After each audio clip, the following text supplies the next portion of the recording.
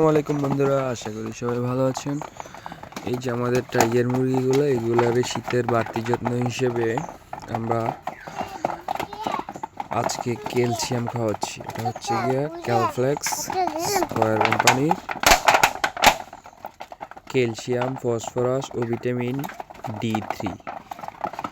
আর এটা খাওয়ানোর নিয়ম হচ্ছে গিয়া 2.5 মিলি করে প্রতি লিটার পানির সাথে ভালোভাবে মিশিয়ে 5 থেকে 7 দিন খাওয়াবে। তো আমরা আমাদের মুরগিগুলা শীতের আগে একটু সুস্থ সবল আছে, আরও যাতে কোনো অসুস্থ বা কোনো রোগ